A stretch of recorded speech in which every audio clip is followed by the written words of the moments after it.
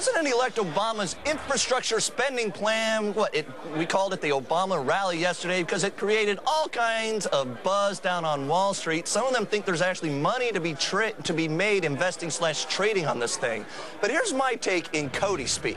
Crowding out is when you lend the government, say, $1 trillion to invest in its political methods, as the senator was just referencing, rather than through mostly profit-driven methods. That means there's $1 trillion less in the profit-driven system right now.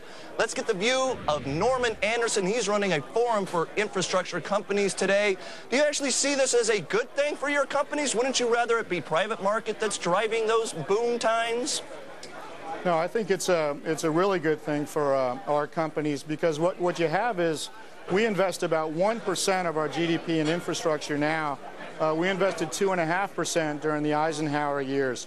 So we're really way down in terms of how much we invest. We really need to go up to about 3%. So 3 times the $150 billion we invest now is what we need to be investing.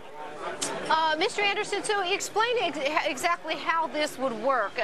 President-elect Obama saying once he takes office, he's going to implement this massive stimulus program, which includes infrastructure project to get people to work on bridges, schools, hospitals, the telecommunication systems, etc. You know, the criticism of this is that it's going to take a long time to get all this going into the economy to be stimulative.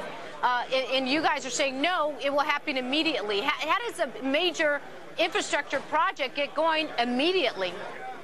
Well, I think there's a lot of things going on, but one of the key facts is you've got an enormous amount of repressed demand. I mean, again, as I said, we've been investing way too little for way too long.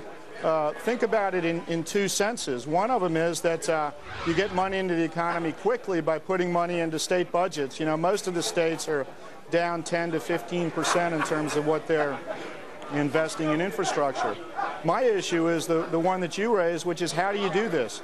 How do you select the right projects so the projects you select are actually going to produce value for this country over the next 20 or 30 years? So I don't think it's a question of whether you want to do this. It's a question of how are you going to do it?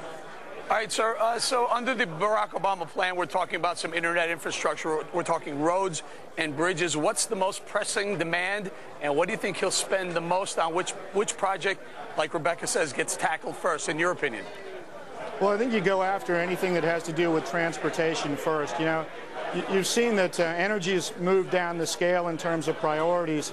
What this country needs is an intermodal system. 40% of our waterways are not navigable at any given time.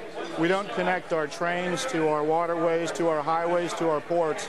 So we need to do that. That creates a lot of jobs. And you probably need a mobility vision as well.